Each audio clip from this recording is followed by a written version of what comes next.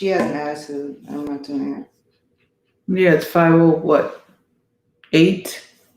Okay. All right. Well, like I said to you before, Listen. I'm used to trying to start on time. You were outside gardening. Come on. I was gardening. Don't give me I was crap. gardening, and I would just like to point out that your new habit of being on time is something that developed in your older age, because it was not a thing when I was younger. Not as it relates to work. Not as it relates to work, and not as it relates to. I just want to say that when it comes to these types of situations, especially when we're in a quarantine, like I've said before, these type of things, sometimes it's okay to be late. It was okay to be late before, but I told you can't. I'm not doing this. You're gonna have an attitude. You have to be pleasant. Look at your big thigh and butt in the camera. Well, you know what? It's you know what, and it's about me. So there. Forgiven if you were gardening. No, they don't even. They're not. That's Kojo's Tropicals. Oh, hi, Kojo's Tropicals, which reminds me, I'm gonna direct message you because I have some questions about plants and stuff. Anyway, hi everybody. How are you doing? Hi everybody. You have questions, topics, anything? I don't know. I mean, I do have some topics, but I just I just wanted for you to get in a better mood. So DMX died, which is really sad. I love DMX. It's been nice to see all the outpouring of well wishes and RIPs and RIHs. What is it? Rest in paradise, rest in peace, rest in heaven. Anyway, it's been really nice. Like, I've really, really enjoyed that. Sean Upshaw said he likes your shirt. Thank you, Sean Upshaw. It's from Color. What's it called again? Is it on the back? Oh, you're asking me Color of Change. Color of Change, yeah. For me, the sad part about DMX dying is that so much of entertainment today is full of fake people, fake behaviors. That's all the time. Outrageous. And his brother had a lot going on in his life. And what you saw was his struggle in trying to be as down and as regular as he could be, all the while trying to handle, when I saw that when he was 14 years old, somebody slipped some whatever in a joint they had given him, and he was cocaine or crack. He was really distraught, saying, why would anybody do that to a 14-year-old? And that's true. Why would anybody knowingly do that to a 14-year-old? But this is one of those days where, for me, a brother got shot yesterday in Brooklyn Center, right outside of Minneapolis, where the Derek Chauvin trial is underway because of the murder of George Floyd. I tried to watch this series that was highly recommended I take a look at, called Them, which is on Netflix. Did you see any of it? It's not on Netflix, it's on Amazon Prime. It's on Prime Video. It's on Prime Video, and it's about the most concentrated amount of trauma against Black people. Can we talk about that for 1 second? 1 second. Okay, so here's how I feel about Them, right? And I think it's important to talk about, because compared to Lovecraft Country, compared to Watchmen, right? What I took away from Them, and granted, I've not finished it, but I really don't kind of want to. Like, I kind of feel like this is as far as I can go with it. Yeah. So the difference between a Lovecraft and a Watchmen and us and Them. What was the other one? Get Out? No, I'm talking about Them right now. I understand. I'm saying I know. I'm not including that in the example I'm about to make. Okay, so when you watch Lovecraft, when you watch Watchmen, yes, there are some very disturbing, despicable, inhumane, subhuman things that are being done to Black people, and as it's portrayed on the screen. But there's always an element of hope that is involved in those stories. Like there's always something prideful or hopeful that's in those stories. The thing about them that I really didn't appreciate, if that makes sense, is the fact that it, like my mom said, it's just traumatic. Like it really doesn't make you walk away with any type of hope. It definitely made me like buy a bunch of plants and not leave my house this weekend.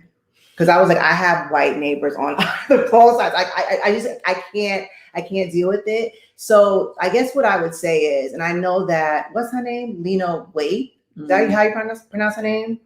I'm not saying that she was the only person involved in creating the show or producing the show or whatever. Or even directing it. Right. But I'm just like, listen, there comes a part where I'm on episode, I think like 8 or 9. And not only did the story completely it went completely left and got really lazy.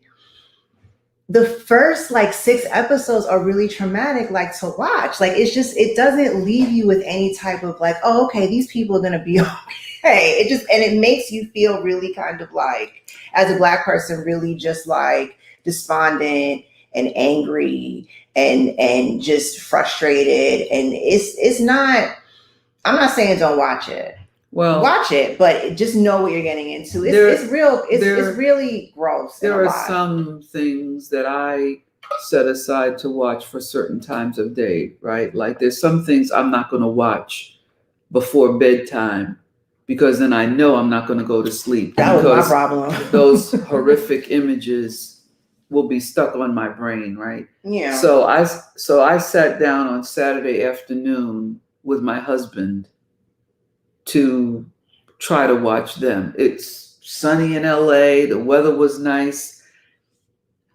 By the time we got somewhere into that first episode and that white woman walked up talking about and started singing this song and so it was like I felt like quizzical. No, yeah. It was like, wait, what is this? In my head, I'm going, what is this song?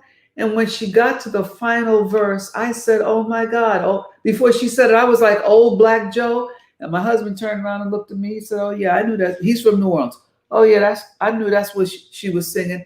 And I said, then there were 3 white men hovering in the background. As she says, I want the baby. And I thought, don't tell the whole story. Let me finish. But also, I'm saying, don't tell the whole story. I immediately said to myself, I'm not watching the rest of this. I can't. Because in the midst of, I will repeat again, that brother Wright, who? His name is Wright. I don't remember what his first name is. Emery? You mean the dad? Jeffrey Wright. Imani, let me finish. Okay, I just don't know it. In Brooklyn Center, where the 20-year-old was murdered, his last name is Wright. I don't remember his first name. Right. Okay, so that brother Wright, the trial going on, and a variety of other things. Right. And then we have oh my God, I thought I was reaching for my taser. A senior police officer who, when she reached for whatever, didn't know the difference between her taser and her gun. And they stopped him because initially the report was he had air fresheners hanging from his mirror. You think she really couldn't tell the difference? Didn't know the difference. Air fresheners hanging from his mirror. And then they said he had an expired license plate. And it's like, do you tell your people, do you tell your family, always follow the law, don't break the law? But then you had that young brother who was walking late at night, not even late at night. I think he was on the autism scale. And he had on a furry coat, spectrum, yeah. Right? And he's walking, minding his business, and he ends up dead. So obey the law, don't obey the law, be young, be old, be male, be female. But whatever it is, here's what we know will put your life in danger. Be Black in America. Being Black in America will put your life in danger. And when you want to watch television, the level to which them took me was no need to have imagined trauma anymore. Let's just put it all on screen. And who's it for? Is it to further traumatize Black people? Y'all haven't seen or felt or experienced enough? Or is it to show white people the trauma that has been inflicted upon Black people? You know what? I can take a pass on that. I don't need to have that happen. I don't need to have that happen, because the degree to which it is a part of entertainment was too much for me. Okay. Well, I guess that's a very valid and rational way to feel. Yeah, it's why I'm miserable. Well, but I guess, okay. Not to say that I never watch things and they make me miserable, because I certainly can watch things and get miserable. But I think there's times when you will take my approach now and I'll take your approach now. Does that make sense? What does that mean? Meaning that, like, sometimes, like, I can watch stuff that's traumatic, and depending upon, like, okay, I will liken watching 12 Years a Slave at times. I didn't finish that. I finished it. I saw it in the theater. It was horrible. I never watched it again. No. I do think that when it comes to 12 Years a Slave, and I said this at the time, I think that it's important to have that story be archived, to have it be there, right? Mm-hmm. But that's it. Like we're done with slavery porn, and I feel like we need to be done with, like, Jim Crow, porn, as it relates to violence. No one's saying don't talk about it or teach about it or have people speak on it, but I think describing the violence is enough. I think having, again, archives of what it is like and people talking about what it's like and having dramatic portrayals of what it was like is enough. But I think as Black people, we need to come up with a quota system. Like, seriously, I'm not even joking. We need to come up with a quota system for, like, we've checked that off. We've checked that off. This has been documented. It's been dramatized. Now we can go on to the next thing. Because I think that... I have a question. Sure. For what you said. When you say, so who checks it off? I mean, keeping in mind that a lot of what we're talking about in recent years, we as Black creatives have been given more opportunity to create our products and put them on screens, big and small, right? Yeah.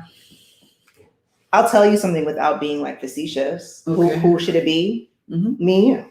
Like, people like me and you. I'm a psychiatrist, you are media.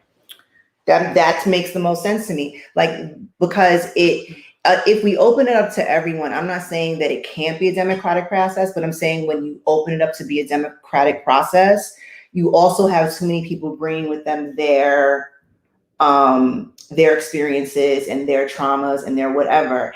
If you know how people work, which I do, and you know how media works, and you do, I think it really should be like some sort of a panel, coalition, whatever you want to call it. But I think that it's like, okay, we've done this. So let's go on. So we can get to Black science fiction and Afrofuturism. So it's business. Business is never democratic. Okay. Right. And the concept of having gatekeepers and screeners already exists. Yeah, those exist and reside in the hands of white people overwhelmingly. Mm-hmm. Every once in a while, there will be some Black folks allowed to have and to achieve certain positions. And I will maintain that there's a certain kind of Black person mm-hmm. who is selected. Yeah, right. So this is not what, when we say, oh, we have to make our own. I was telling Roosevelt maybe yesterday morning, there was a time in the 1920s, I believe, where actors in Hollywood were very, very, very unhappy about the kinds of deals they were getting, the kinds of productions that were being presented to them. So you know what they did? They formed their own studio. You know what it was called? United Artists. And United Artists with Douglas Fairbanks and blah, blah, blah lasted forever and ever and ever and ever. Yeah. It was acquired years ago by some other studio.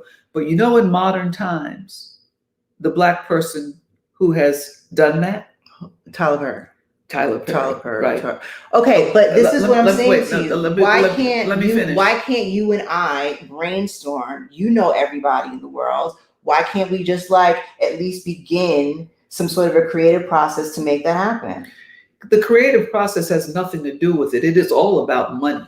Okay. It has nothing to do with creative process. It is who is controlling the money and therefore who's controlling the message.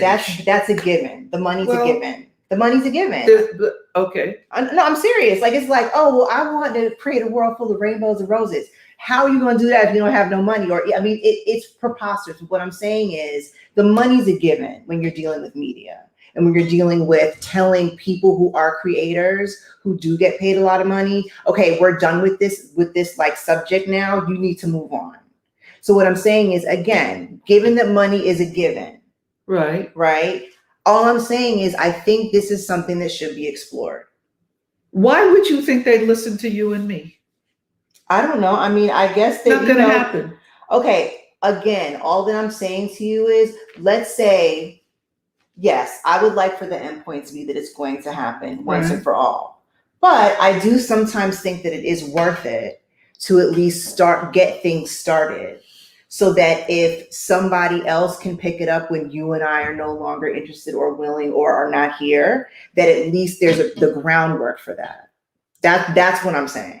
I'm saying to you that there is a power block and a power structure that exists that does not have as its end goal the mental health and happiness and welfare of Black people. Understood. It's not there. Right. So even if we said, "Oh, let's make our own," and that's why I brought up Tyler Perry. Okay. Yeah. Well, hang on.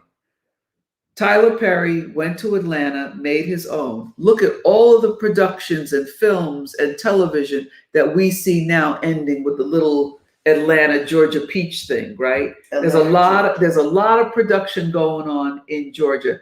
And I dare say, while a lot of it has blackface, a whole lot of it isn't any better than anything else, right? Yeah. So I'm not layering on, oh, well then all of this stuff is bad. I am merely saying that in this structure of what we call entertainment, it's a business, and it's not designed to just entertain us, although we are large consumers of it, right? Right. It's designed to reach financial and viewership milestones, and they could give a shit about whether or not there is a scene with a bloodied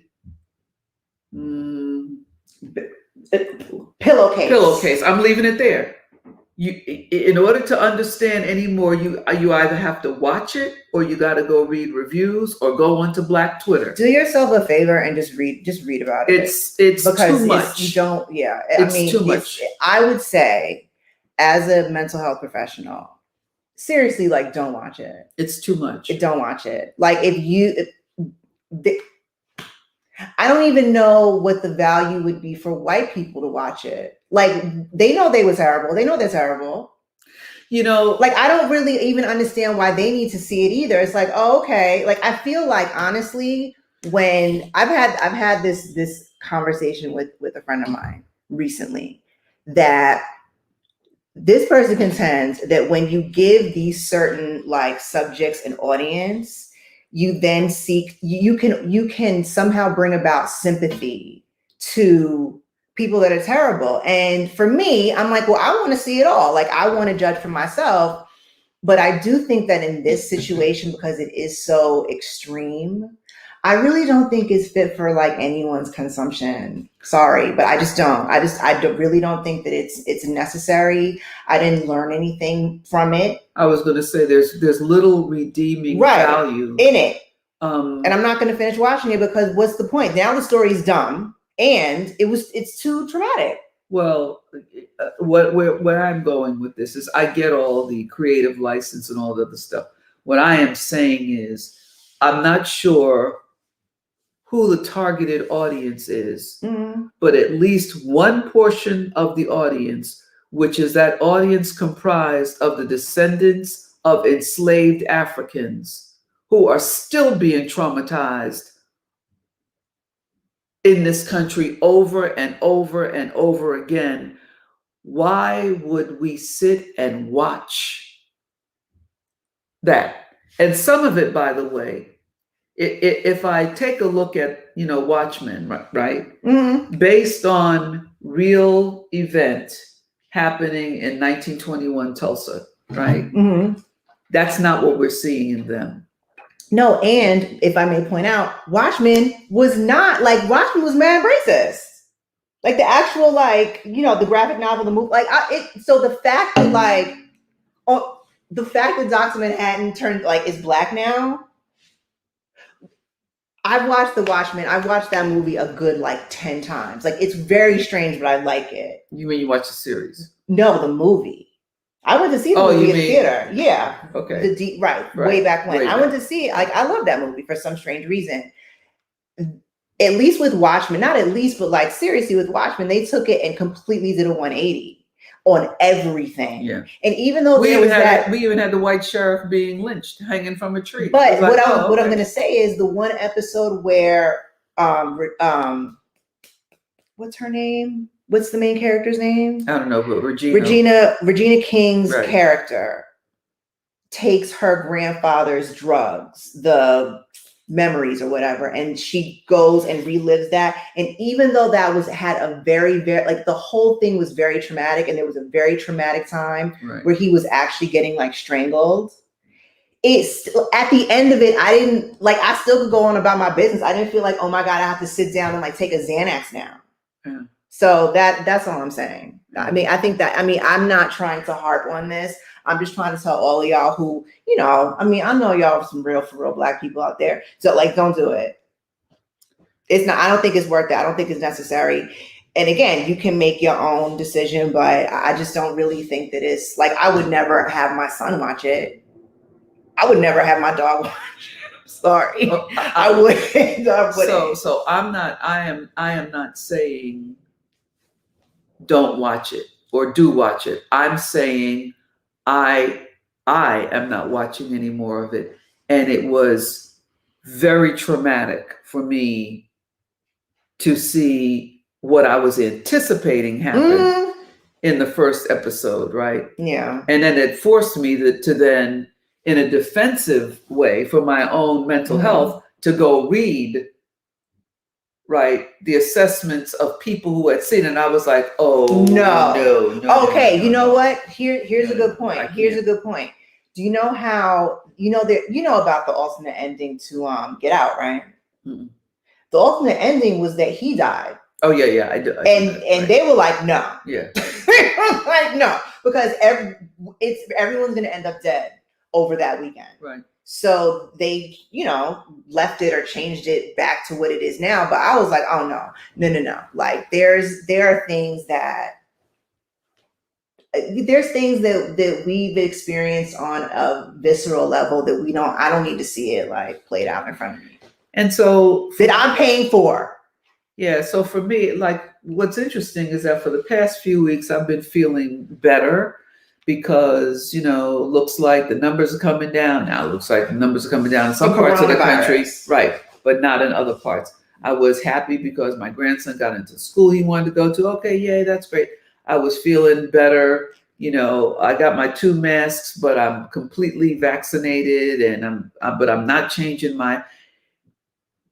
the stuff that has happened in this country in the past few days, week, whatever, watching all of that behavior down on Miami Beach during spring break, compounded again by, I just try to see the summary of the trial. I can't watch it on a daily basis. I can't sit there and watch the testimony because I can feel my body just sinking into a hole. You were watching it on TV? Huh? You're watching it on TV?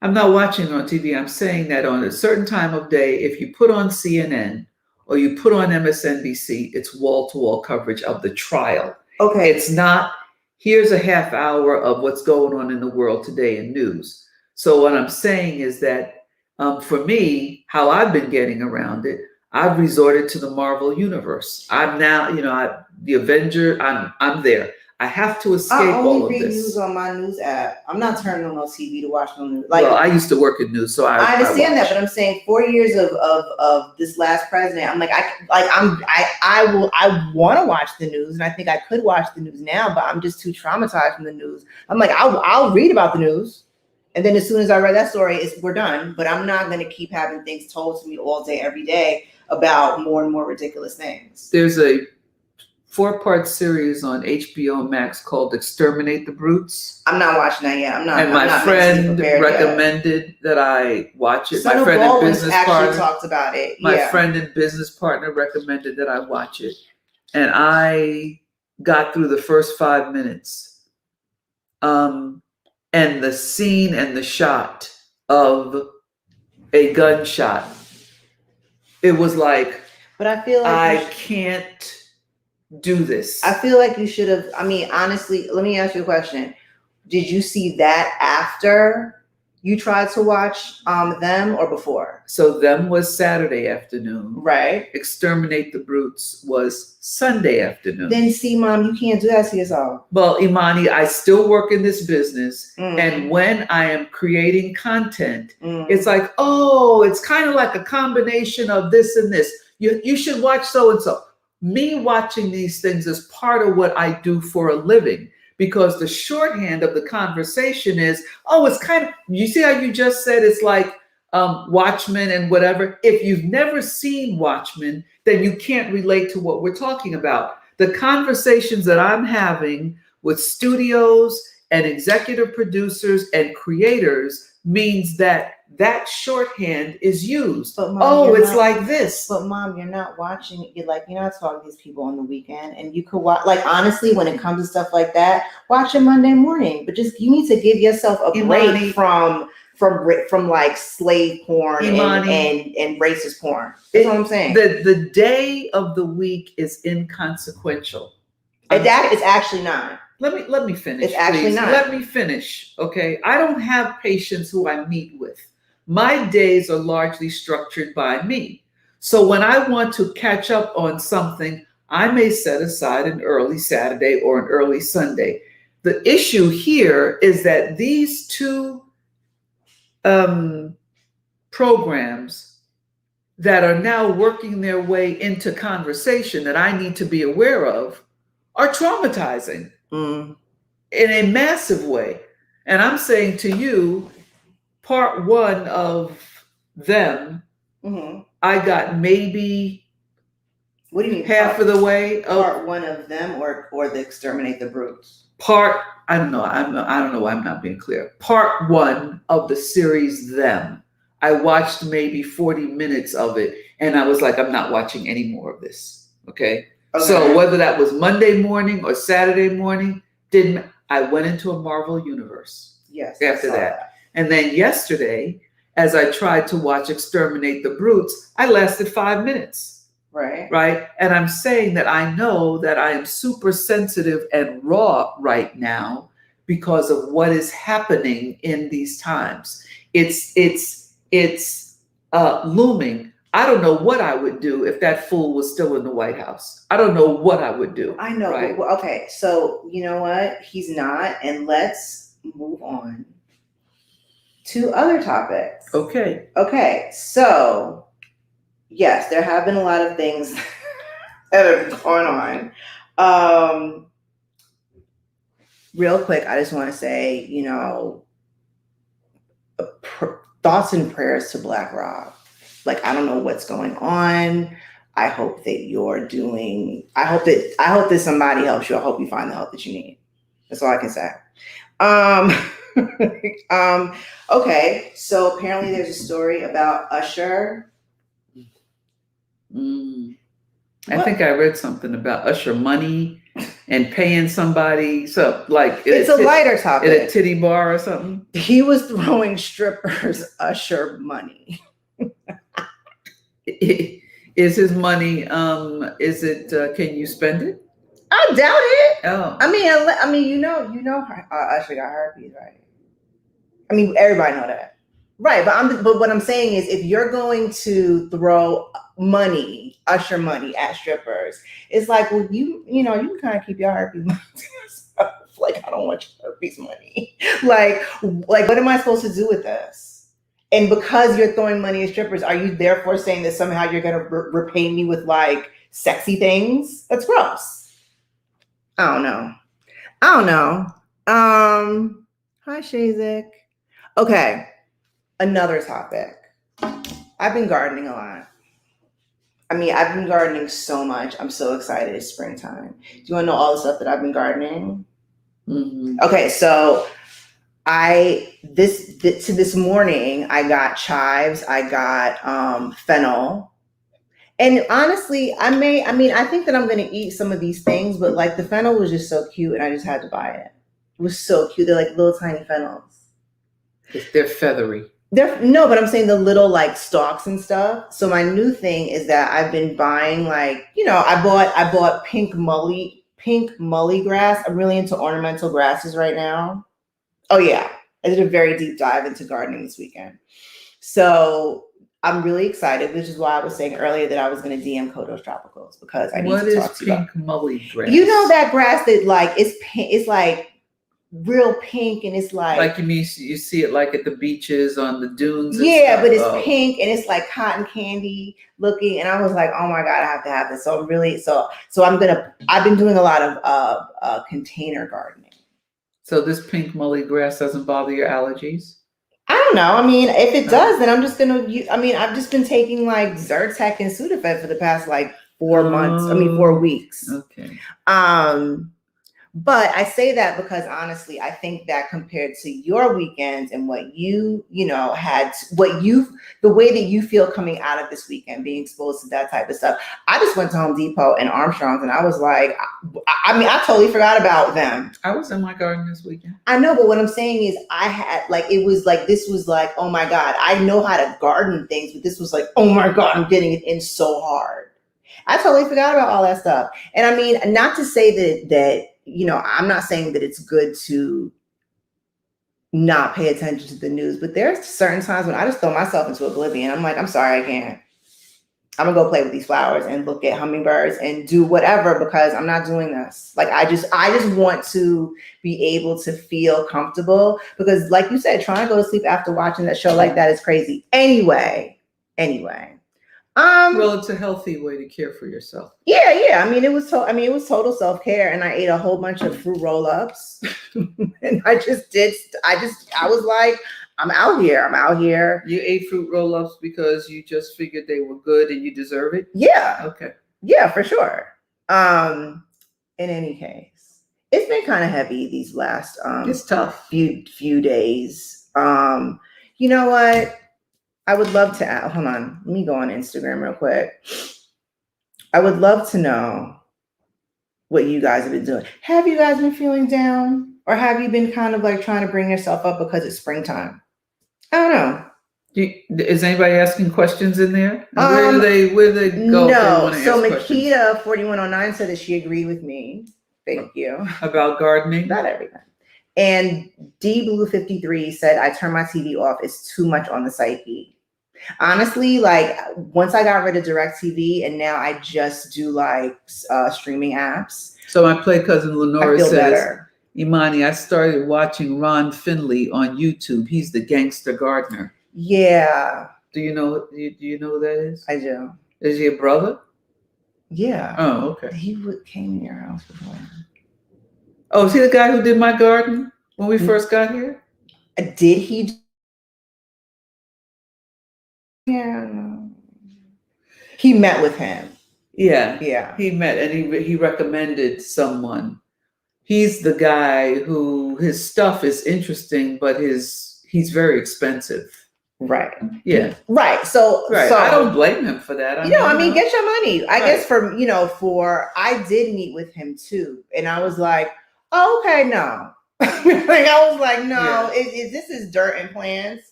I feel like I could figure this out at some point. Well, what I recall is that his stuff is actually very creative. Oh, of course. But at the same time, I'm just like, I actually like planting and creating stuff and paths. And like I said, I'm really into ornamental grasses right now. Right. But yeah, I mean, please, charge based upon what you feel you should charge based upon your experience and how good you are. But it was too expensive for me. So anyway, Lenora, he actually came to my house years ago, and he really is very interesting. Alicia says she's been crafting to keep myself out of a hole, but you know what? Alicia always be crafting something. Okay. She does. Cheryl Lee says badass landscape artists are worth their weight in gold. I agree. If I were to do it all over again, I would talk my husband out of some of the things that we have in our garden. And my garden's about to be popping, okay? Let me tell you. And I would prefer to have some interesting we have sculpture. We have kinetic sculptures moving in our garden. You want some ornamental grasses, I'm telling you. No, I don't. Yes, you do. Yes, you do. You want this situation. Because at the slightest breeze, they'd be like, yeah, but see, you're a Capricorn. You enjoy that freedom. Now, I don't like privet hedges and stuff like that, but I don't know that I want, I don't have flowers because I don't like when all the petals drop and everything's dirty. You are a fun sponge today. You are just sucking up the fun. I'm not. Different people like different types of gardens. I know, but I like herbs and well, I showed you the pineapple sage. It smells like pineapples and it attracts hummingbirds. I have lots of hummingbirds. And then there's also this thing that I got called lemon balm. You can't eat it, I don't think, but it smells really good. I like smelly things. Yeah. Let me tell you something, Alicia. I love vine plants too, and you know what I've been looking for? So I got some jasmine that I'm just gonna grow in a pot, but I'm gonna get a trellis and put it by the front door, and then get night flowering jasmine. That we have that. You know where it is? Behind our outside barbecue. That whole wall up there the door. Is night jasmine. Not by the trellis. So anyway, I like everything to smell really singular note things. I don't want to have a fragrance garden, but in any case, black and blue salvia is amazing for hummingbirds. Okay, good to know. Thank you. And then. And butterfly bush is good for butterflies. Yeah. Hence the name, I'm sure. Yeah.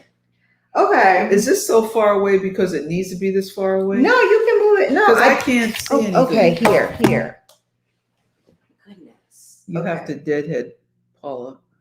I don't know that. I don't know what that means. Taking out the flowers when they're about to die. But so Kojo's Tropicals, here's the thing. I may be the only person walking the planet who hates roses. I'm not a rose. I'm not I don't like roses. I'm not into them. The smell of them, the whole little thing. I don't appreciate that. Yeah, I don't like it. So I love peonies, for example. But for me to go around deadheading means that I'm out there every day dealing with it, and I got other stuff that I'm gonna do. And by the time they start to drop their petals, then it feels like my garden is messy, and then I don't like that.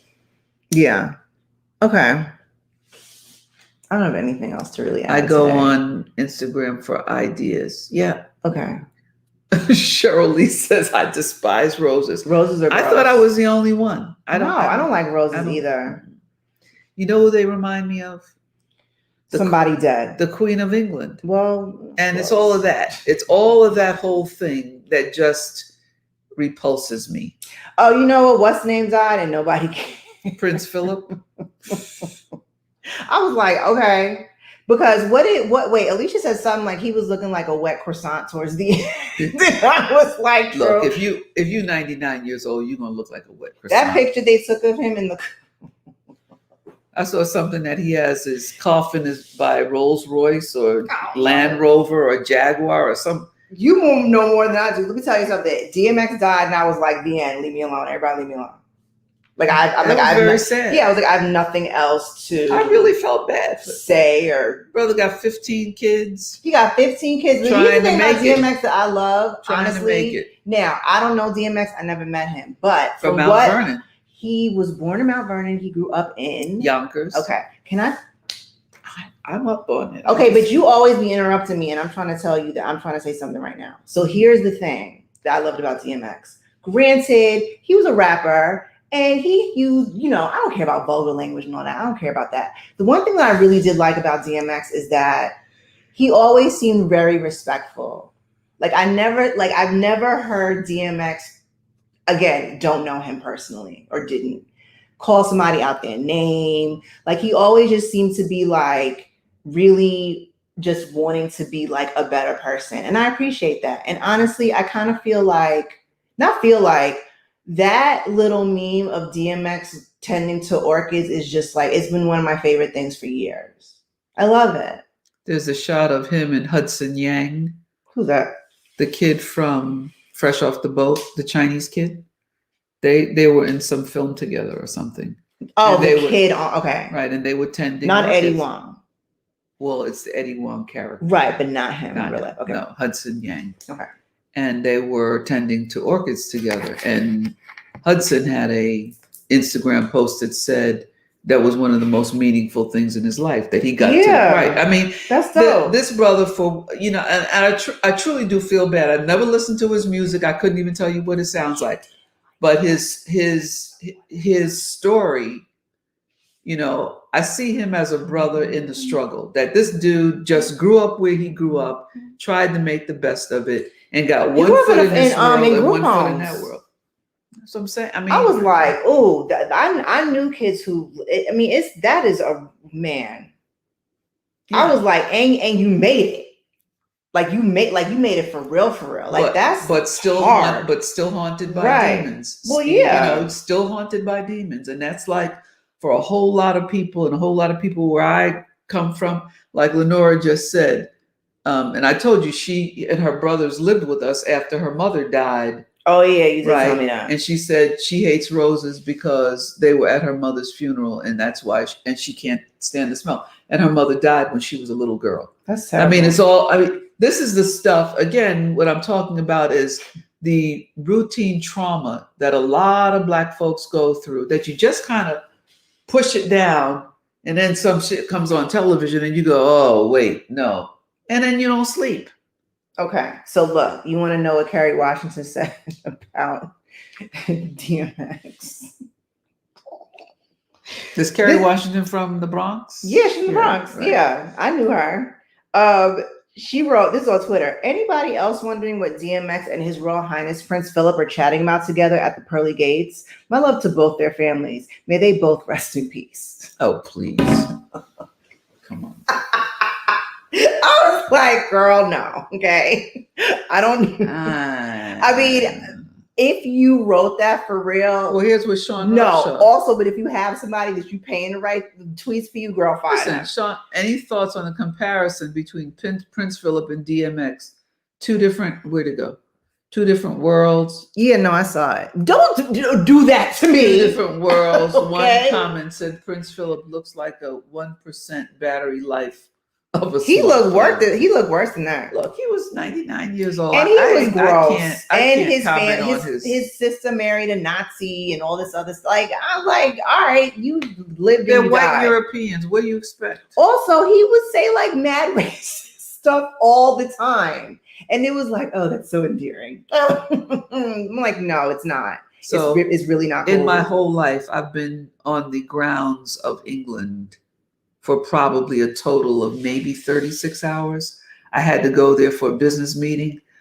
I hate England and everything that it stands for. All right. Right. So all of this royalty and blah, blah, blah. It's like, please. I mean, but there's Black people in England. You talking about you hate white, and you hate just the whole notion of I hate British the whole white notion England. Of British whatever, and I have British friends who I love. I'm saying that, and I'm saying that the fact that they stole and raped and robbed Africa and India. And this is from the Wall Street Journal. Opinion piece. Prince Philip is gone. Just when America needs him most. White people, y'all be out here doing so they much. They need him most. So, like, why? I already know what I was going to say.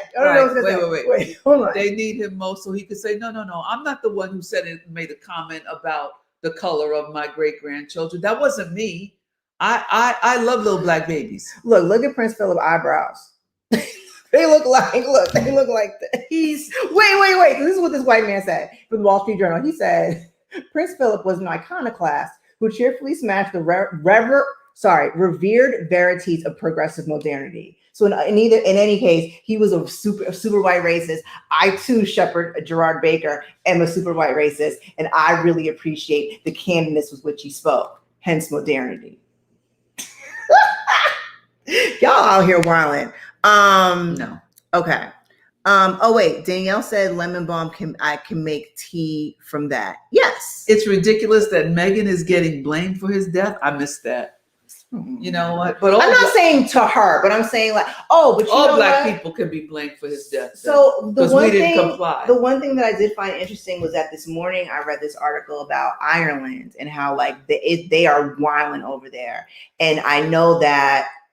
Like apparently the schism, because I really didn't know what like any of that stuff was when I was like really little and it would come on the news about like the Northern Ireland and right. But it's basically people who believe in the sanctity of the crown versus people who believe in none of that and think it's a farce and want Ireland to be right. Right. And I was like, oh, okay, you know what?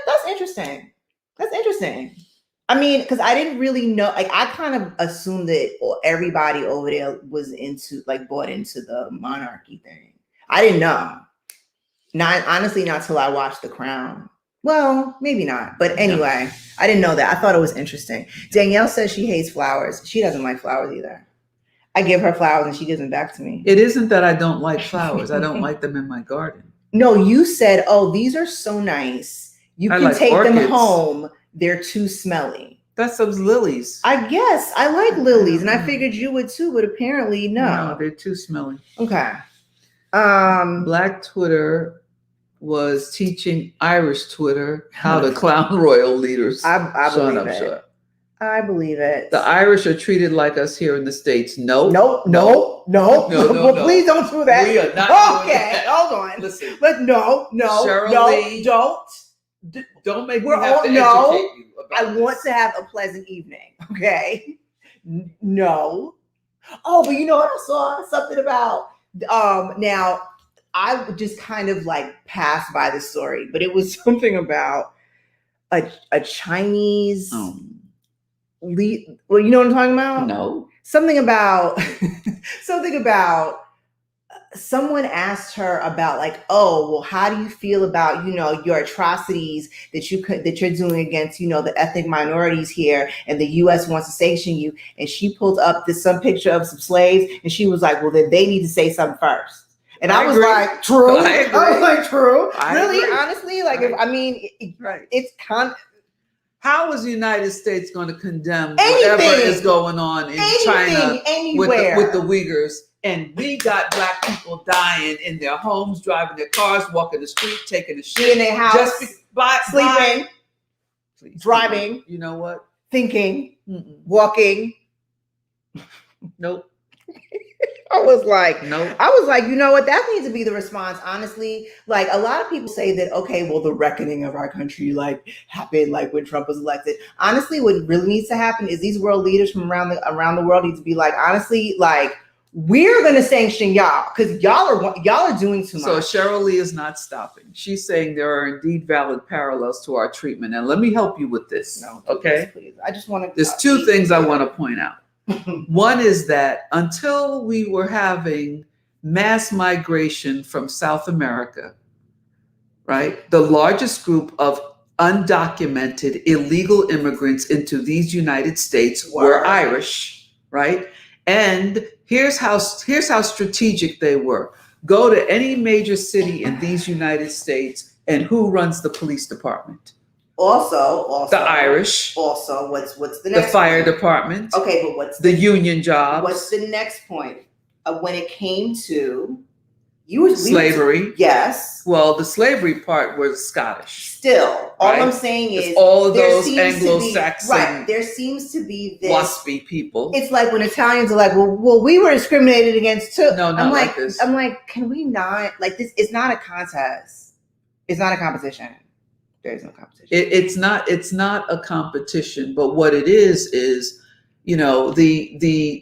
my inability to handle when I say to someone, oh yeah, whatever the DNA thing, blah, blah, blah, and it says, 12% Scottish. And I actually had a Black person say to me, oh my God, you're part Scottish. That's wonderful. And I said, most Black people out of the Caribbean are part Scottish because the Scots were actually the overseers during the times that Africans were enslaved, and it was predominantly they who were raping and impregnating African women. Lots of us are mixed with Scottish, and I don't find it romantic. Oh, it's so not you. No, it is not romantic. And I'm going to say when we had the whole war going on in Ireland, the funding of the movement that bought all those rifles and weapons, most of that money was being supplied by the Irish in the United States, right? So I don't see a real comparison between them and Black people. When we look at the police departments, right? Most municipal police departments in the history of this country were formed to capture escaped Africans who, by virtue of this country's definition, were property. So when you ran away, escaped, you were stealing yourself from your so-called owner. It was the Irish cops who came after us and got us. So I'm not, no. Okay. And you know what? What? It's 5:59. Okay. You can go. You need to go home and take a nap. I had a nap. No, you need to go home and go to sleep. And when they get tired of mistreating people who looked like them, they decided to enslave Black and brown people. Okay. All true. You know what? That's great. I'm going to click that over because I'm going to go have an enjoyable evening, and I'm not going to watch things about white people murdering Black people. I'm going back to watch The Avengers. You should go to sleep. I had a good night's sleep. You should go to sleep now. I don't have to. You should. Okay. I don't have to. You should. I enjoy watching. I enjoy watching Marvel, The Avengers. Okay. I enjoy watching them roam around. And you know what? What? The next one in the series that I actually have to watch now tonight is probably going to be the Black Panther. Okay. And that's very sad. That's wonderful. It's lovely, but it's lovely. I'm going to eat. Say goodbye. Say goodbye. Say goodbye, please. Bye. Bye, please. Jesus, you're the worst.